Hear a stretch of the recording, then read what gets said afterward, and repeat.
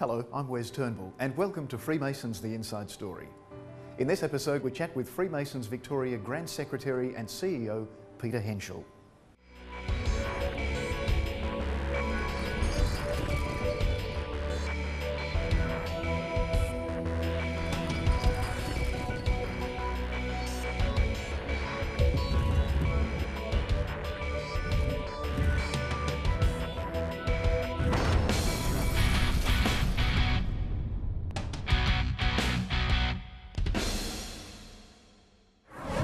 Hi, joining us today is Bruce Stockdale, President of the Board of General Purposes.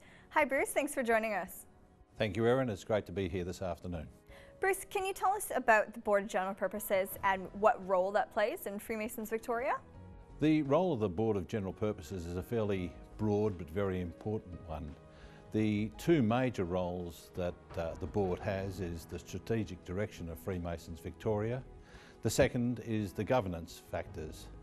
The strategic areas are, of course, laying out the plan for the coming years, monitoring that plan and guiding Freemasons generally, or Freemasons Victoria generally, down the path we see that it should go.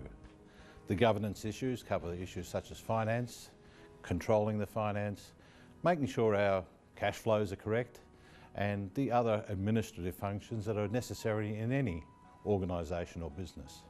So who runs Freemasons Victoria? Is it the Grand Master, the Grand Secretary, the Board of General Purposes? The running of Freemasons Victoria realistically lies within the Board of Freemasons Victoria. The ceremonial roles and a lot of the other functions are within the hands or the guidance of the Grand Master, but the Board of General Purposes, as I said earlier, is the body that sets the strategic direction of Freemasons Victoria, and it sets the boundaries or the guidelines with which the Grand Master will help guide Freemasons Victoria as well.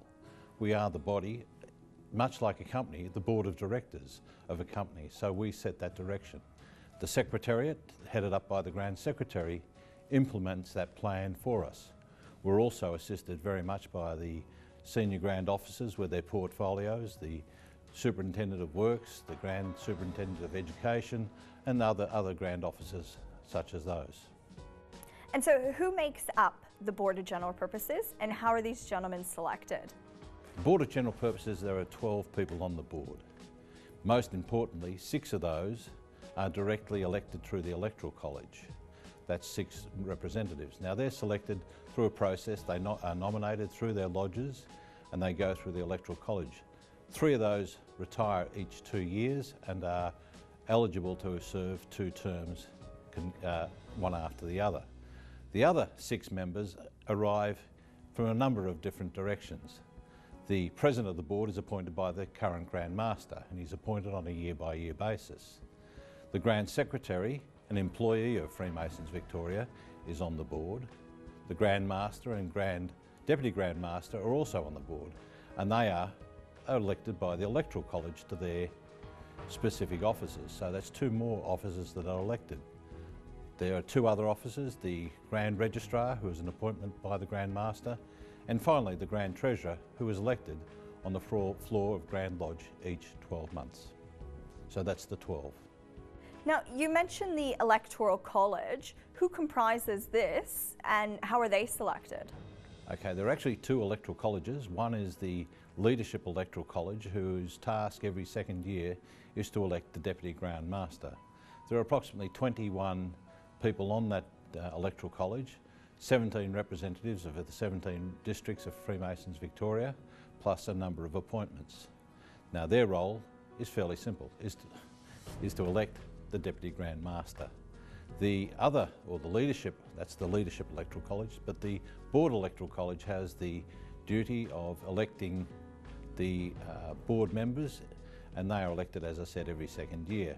And there are, I think, 12 members on that board, 8 representatives from the metropolitan area and 4 representatives from the country areas.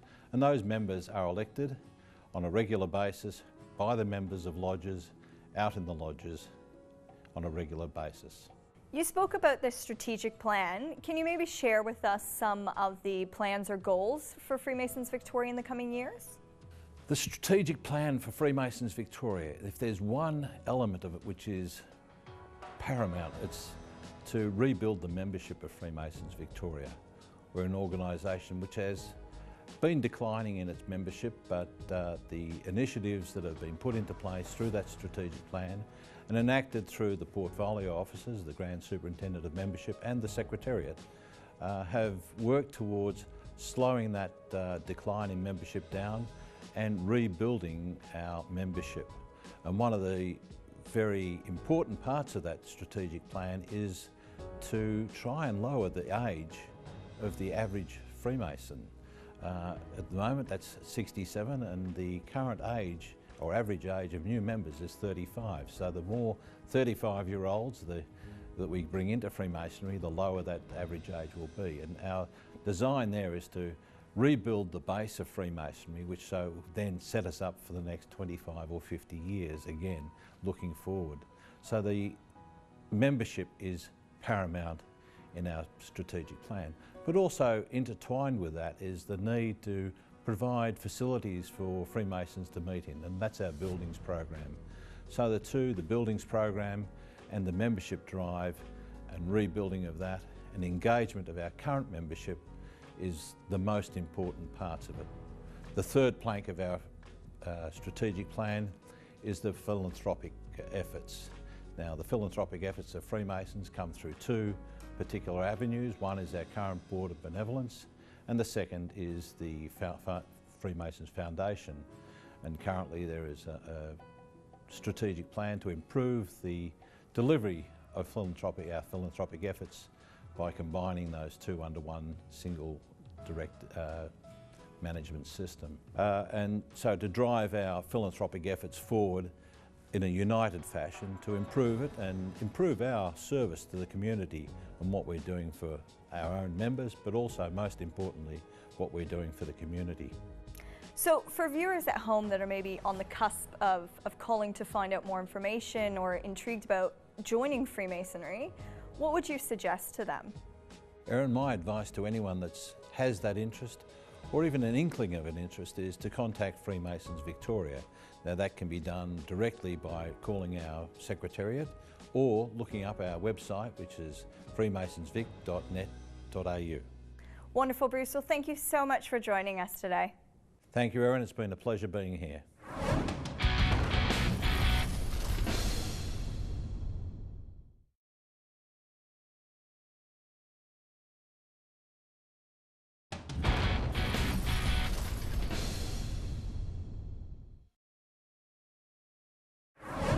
The Grand Secretary of Freemasons in Victoria has a key role in the administration of the organisation and the promotion of the organisation also externally. We get to speak to him today and get some answers to some of the questions. Peter Henschel, welcome to the program. Good to be back again. Thanks, Wes.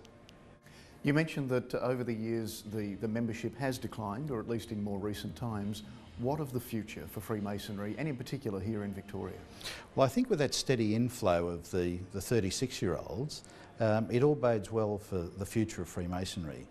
Obviously our older members won't be with us in 10 or 15 years and we can't do anything to solve that problem. But if we keep having a constant influx of those young members, that vitality, it will keep the enthusiasm up amongst the membership and help it to project the image that we think is appropriate for Freemasonry in the future. And I think our board, which is the governance body of Freemasonry, is very progressive in the way it wants to continue to promote Freemasonry to the community and also to encourage and engage its existing members to become more active and more involved in the practice of Freemasonry. And embracing some of the technology of the modern era and using that for the organisation, how is that progressing? Well, from an administrative point of view, it's always a challenge, and the demands on us from our younger members are greater and greater because of their use of the technology. It's the way they do business nowadays. And we're catching up, I suppose. We're much engaged now than we were 2 years ago in our social media. And that's a very interesting and engaging forum in which to communicate with our members. We've revised our website and made that more user-friendly to expose our members and the public to the things that are happening within Freemasonry. And we've also redeveloped a membership system which allows us to get more information and analyse that information for the benefit of servicing our members. So while technology is a challenge and it's forever changing, I think we're starting to see the benefits of moving with that technology change. And charity or benevolence is also a key feature of the organisation. What are the future plans for extending that within the community?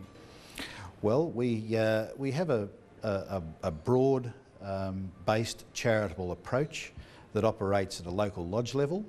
It operates at a district level, of which there are 17 regional districts within Victoria, and also at a statewide level.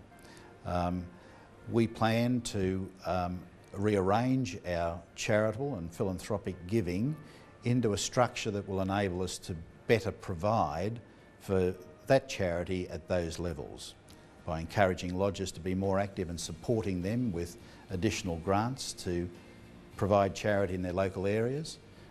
Similarly, to engage districts at a district level to have broader and larger charitable programs of giving, and at a state level to engage a broader range of strategic partners, basically in the areas of those who are disadvantaged, the youth of Australia, and in health areas. And I think that's an exciting place to be in terms of taking our Freemasonry and our charitable aspects of Freemasonry forward into the future. And Peter, I have to ask, we're aware that the head office of Freemasonry in Victoria is due for redevelopment. Is this a sign of the organisation at all in difficult times, or is this in fact the doorstep of a new beginning?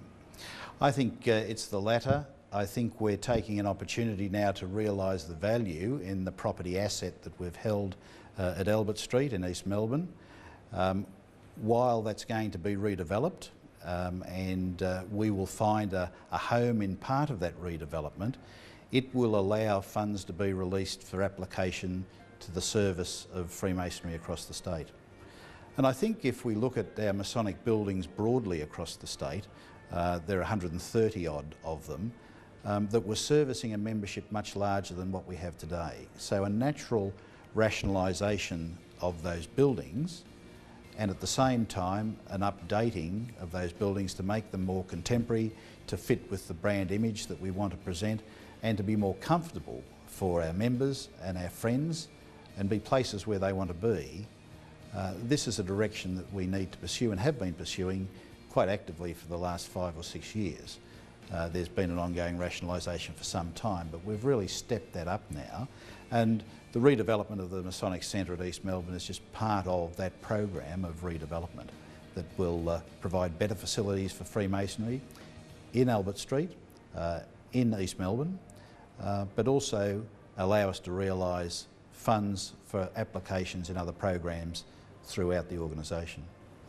Well, Peter Henschel, Grand Secretary of Freemasons Victoria, you paint a very interesting picture of an organisation with some challenges in terms of membership and future growth, but also some very encouraging signs embracing technology and new forms of promotion, and a good opportunity to grow into the future. Thank you very much for speaking with us. It's been a pleasure. Thanks, Wes. Thanks.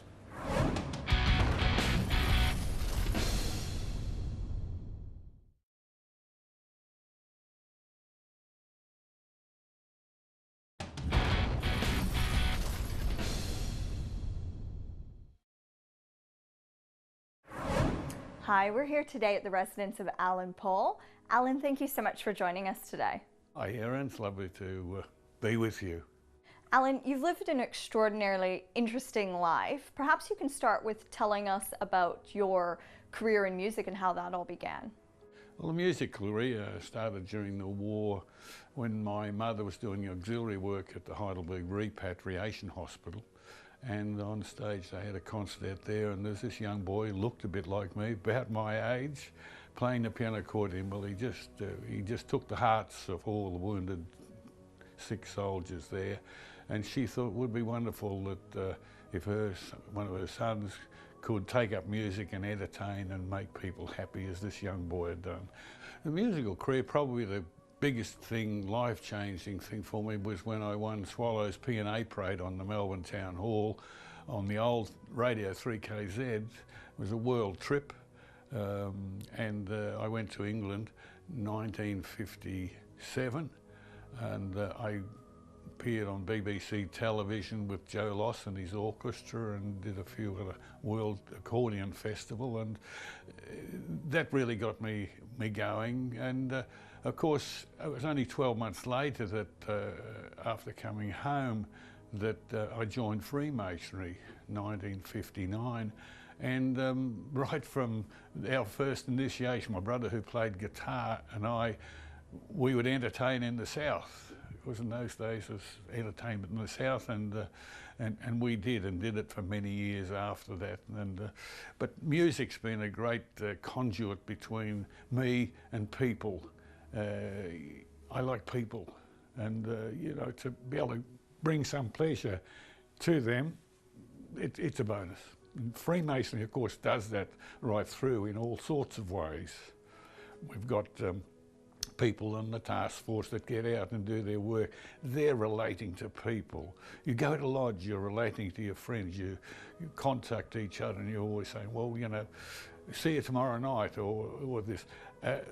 The world over, this is the same feeling that Freemasonry brings out, and I've had some wonderful times around the world visiting lodges and meeting up with people from all walks of life. Just recently, I was in Hong Kong to the installation of Baden-Powell Lodge in Hong Kong, and there's only 6 in the world, 5 here in Australian capitals, and I met up with a Grand Master of the Grand Lodge of Luxembourg, and a fascinating boy. He's a boy because he was a young fella. I asked him how many Freemasons are in Luxembourg, and of course, being a small country, he said about 350.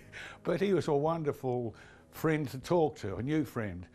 He was a 747 pilot, and he was a very young man, but that was part of Freemasonry on that occasion, this memory that I'll carry with me. And it is with other places. Seavic Lodge that I am a member of, foundation member. We have lodge meetings in Kuala Lumpur, and we have many members up there. So Freemasonry, from the musical angle to comradeship and meeting people, it's been incredible. In 1966, you took leave and went overseas to entertain the troops in Vietnam. What was that experience like? That was a great experience. It was a wonderful experience to do something, once again, for people, for our soldiers, for the forces. And we flew all over Vietnam, helicopters, bombers, C-130s, all the rest of it. And probably the biggest thrill from a military point of view was going out onto an aircraft carrier to do a concert. Well, we got in this aircraft and we landed on the aircraft carrier, and we touched the deck at 100 feet. It took us to come to a standstill.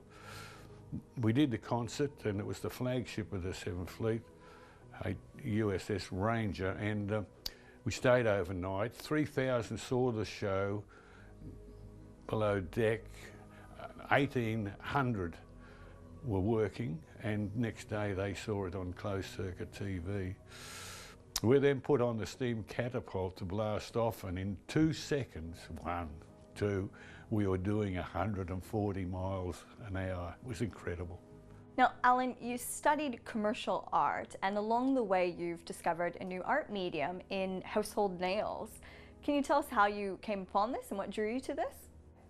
Well, it's strange. The linkage between nails and Freemasonry is very close. Actually, one night, at those days, I met at 25 Collins Street, where the Grand Lodge offices were headquarters.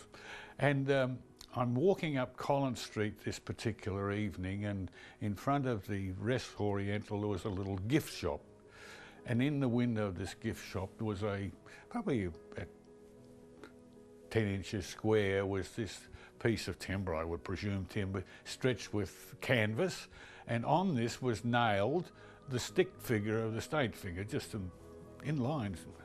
there was the carpet text was the body of the stick figure, and the halo on this little creation were cadmium plated nails, white sort of nails, ordinary nails. And I thought, gee, as an artist, I sort of looked at this medium and I thought, there's got to be something here. And so I went on to lodge, and this got in my mind, and so I decided that I'd have a belt at this. And I always create something special in whatever form of life is on Boxing Day. And this Boxing Day I decided I'm going to do a nail painting.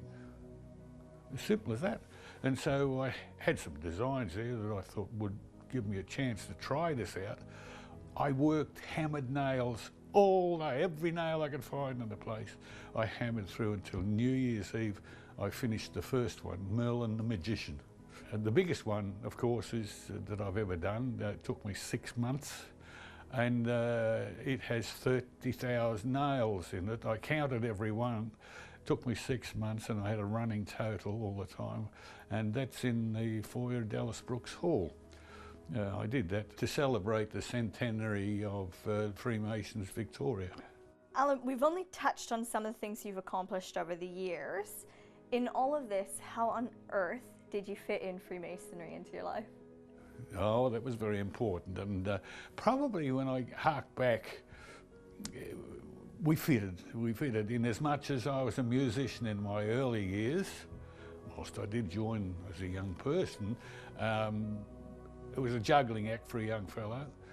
Freemasonry, not very active, but certainly regular, and music. And so when the music fell out, I became more and more involved because I'm a people person, I believe I am, and I'm a night owl. It was as simple as that, and so the lodge fitted in very well. And from there, I saw the values, and I appreciated the values of what Freemasonry could do, the experiences you gained, the knowledge you gained, people you meet, and so it just was a natural growth from there, and here we are 55 years later. You've written an autobiography called Who the Hell is Allan Paull? Can you tell us about the experience of writing a book and how you accurately recalled a life full of memories? 1950, I got my first diary in my life. And I'd write in the football scores and what classes I was doing and all that sort of thing, and experiences you're having through your days. I still have every diary, silly as it may seem, 1950 right through to this year I've got that I might have that in the last several years, many years, it's practically full of Freemason meetings that I've got to go to, and it's meeting at 7:30 or it's meeting at 6, and there's an installation here and that. And so I have all these diaries, and I also wrote diaries whenever I travelled overseas, anything significant to where I'd been and so forth. And so I had this reference material to do the book from. And I've got a good memory for detail. Some of it's trivia, I must say, but memories are wonderful. Allan, thank you so much for having us today. It's been a pleasure meeting you. Erin, it's been a great pleasure. Thanks for joining us. To find out more about Freemasonry, visit the Freemasons Victoria website at www.freemasonsvic.net.au or phone us on 1800 Freemason. You can also find us on Facebook, Twitter, Flickr, LinkedIn and Google+. We'll see you next week.